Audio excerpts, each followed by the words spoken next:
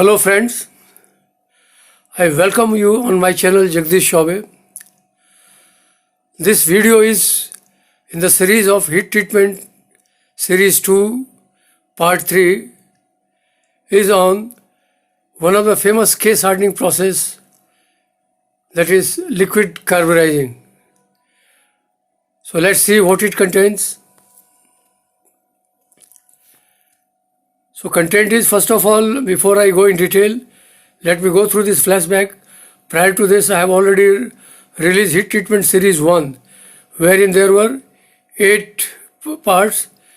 Part 1 to part 5 was on iron carbide diagram, TTT curves, CCT curves, microstructures, then basic heat treatment processes such as annealing, normalizing, hardening and tempering. And part 6 to 8 were on concept of heat treatment like hardenability, quenching and effect of alloying elements.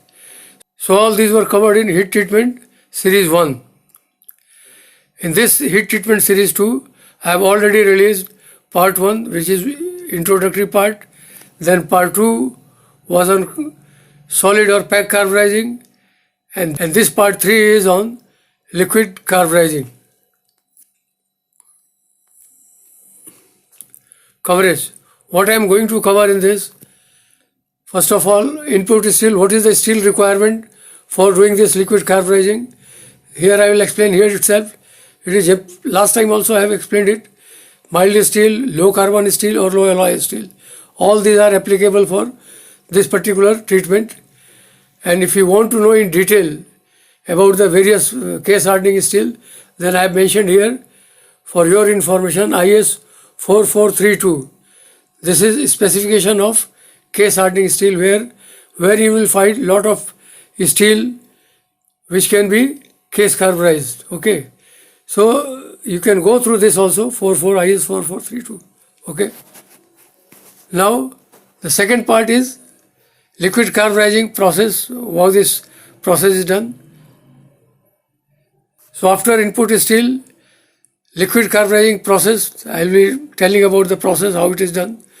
Then advantages and disadvantages of the process, and finally the application part. So this is total that I will be covering in this particular part 3.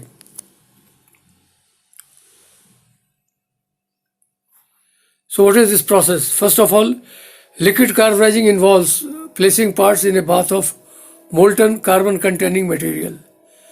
Why it is called liquid?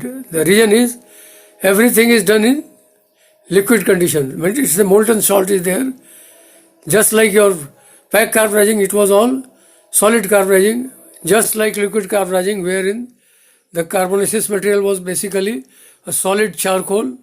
Okay, here it is in the liquid form. So liquid carburizing involves placing parts in a bath of, see, these are the two type of furnaces. One, this is covered basically, and this is open one. These are various rods. To this, all these parts which are to be carburized are tied up, and then it is hanged in the molten bath. This molten bath is, within this there is a pot is there, and it goes in the molten bath. So that salt bath is also a carbonaceous material, which I will explain you later. So finally, the liquid carburizing involves placing parts in a bath of a molten carbon containing material. So this is known as liquid carburizing. Okay. About the process. See, there are basically two processes, low temperature bath and high temperature bath. In low temperature bath, we maintain cyanide bath. It is a high cyanide bath containing 10 to 23% sodium cyanide. Generally, the temperature done is 845 to 900 degrees centigrade. That is why it is called low temperature also. And in this you can achieve a case depth 0.705 to 0.75 millimeter. The bath composition is basically sodium cyanide 10 to 23%, sodium chloride 20 to 40%, potassium chloride 0 to 25%, and sodium cyanide 1% maximum. So the bath, which is a liquid bath in the molten condition, this consists of this composition basically. And in this you are dipping the material, and after maintaining this 845 to 900 depending upon the case depth requirement, you hold it and then you quench it. So quenching is necessary in all these processes so that you can achieve a particular case depth 0.075 to 0.75 millimeter. In the second process, that is high temperature bath, the low cyanide bath is there. It is 6 to 16% sodium cyanide, and the temperature is generally done 900 to 955 degree, and case depth in this case is achieved from 0.5 to 3 millimeter. You can achieve this, but generally it is advisable that you should go only for 1 to 2 millimeter. So in this case, the bath composition is sodium cyanide 6 to 16%, barium chloride is there 30 to 55%, sodium chloride 0 to 20%, potassium chloride 0 to 20%, and sodium cyanide 0.5% max.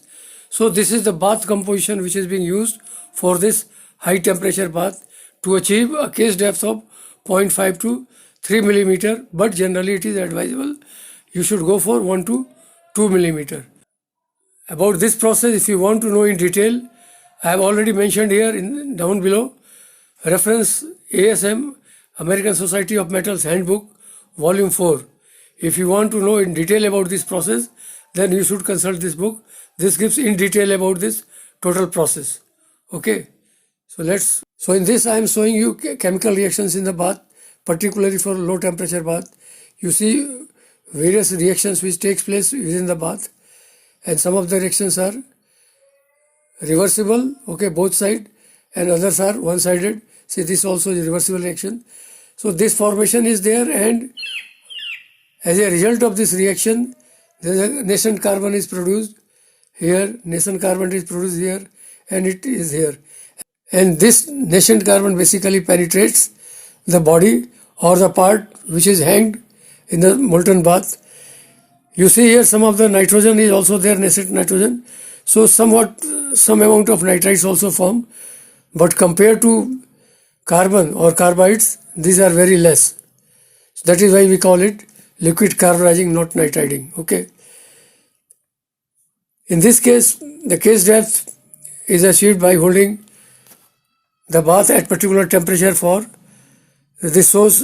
If you want to achieve 0.1 mm case depth, then you have to hold it for 10 minutes, 0.15 20 minutes, 0.20 40 minutes, 0.25 millimeter 60 minutes, and if you want to achieve 0.30 mm, then you have to go for 90 minutes. This was related to low temperature bath reaction. This is a high temperature bath. Okay, in this the main reactions are this. You see BaCN2, it is a reversible reaction. It forms BaCN2 again, and then plus C is there, carbon is released here, and this BaCN2 again reacts with iron and it forms BaCN2 again plus FeC. So this carbon and this carbon, these are in the nascent form, and they go and penetrate your part, and when you quench it, it converts into iron carbide, thereby giving a very hard wear resistant surface. In this case, if you see the timings, the total process time is very low, very small as compared to the, if you compare with your charcoal or solid carburizing process, it takes a lot of time, because in solid carburizing the charcoal is there, which is a very bad conductor of heat, and to achieve a particular temperature you have to heat for a long time, and that is the reason that it takes a long time. Where in this case, in liquid carburizing, it is in the liquid form, and the heat transfer is very fast because it is in liquid form. So heat transfer is very fast, and accordingly the temperature is attained at a much smaller time. And similarly, the total time taken in this particular case, liquid carburizing, is much less as compared to your solid carburizing. Okay, so this is one of the main difference, or you can say main advantage of going through this liquid carburizing process. Let's go. What are the advantages? First of all, less time compared to other processes due to fast penetration and heat transfer. This I have explained just now, because it is a liquid medium is there, so heat transfer is very fast, and accordingly the penetration is also very fast. So you achieve a particular case depth in a very low time or very less time. Okay. Then advantages: suitable for small components. It is generally suitable for small components where you case depth requirement is low. Okay, most of the cases you go for low case depth and the parts are small, then you prefer this. Then less process time, more production. This is a fast production process compared to again solid carburizing, because the timing is very less, so total production time is very low, so you can have a good production here. In this case, since the part is dipped in the liquid, so there is no distortion or no decarburization, because nothing is entering or going out of the bath. Okay, so distortion is almost nil.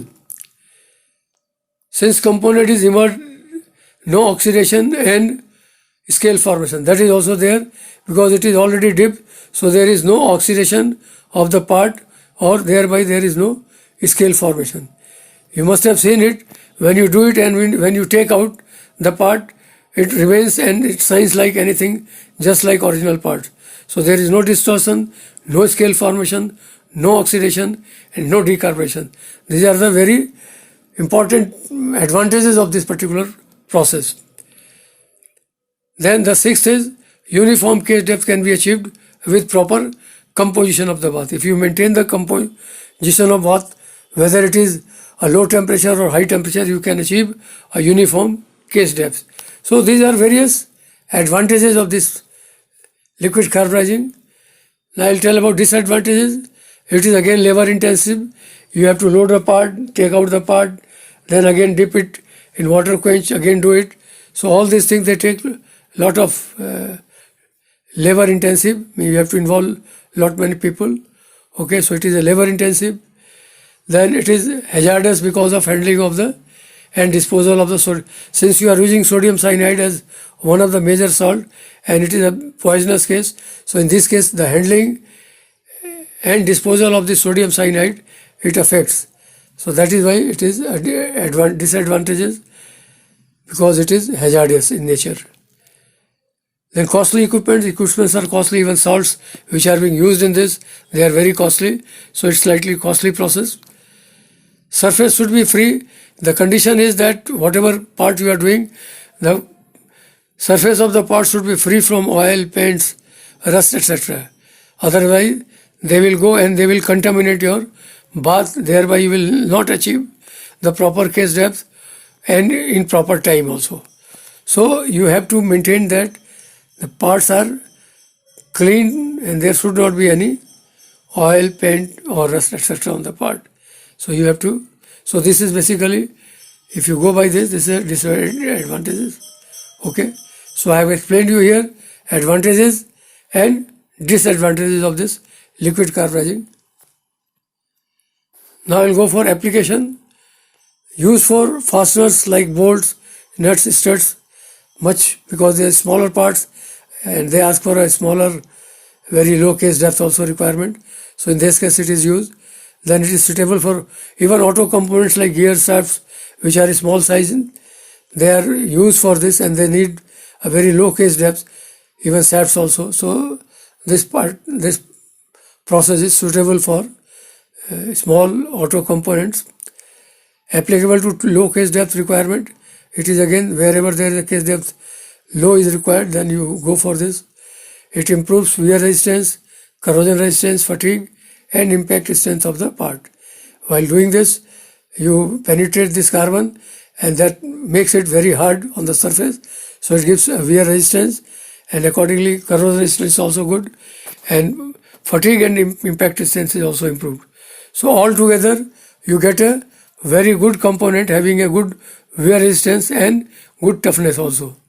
So this is all about this liquid carburizing. In this I have explained you about the equipment being used, then what are the different process like low temperature bath, high temperature bath, what are the various compositions of the bath, then what are the time, holding time or heating time, and what case depth you can achieve. All these things I have mentioned. Okay, and after that I have gone through this case depth for particularly low case depth requirement for low temperature bath, and I have given one example also wherein at different holding time you can achieve different case depth. Okay, generally high temperature bath is also used, but you should keep generally up to 1 to 2 millimeter. Okay, not go beyond that.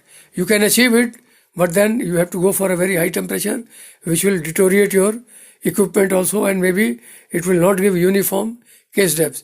So it is advisable in high temperature bath also that temperature should be around 940 or so, not more than that. Okay. So these are all about applications, and finally the application also I have explained you all this explained. In this case, hollow parts which are also used, that can be also carburized. Some of the tools and other things which are hollow inside, and you need inner surface to be hard also, then you can go for this liquid carburizing also. Okay. So I think I have explained you enough about this particular liquid carburizing process, and you will definitely gain out of this presentation. Okay.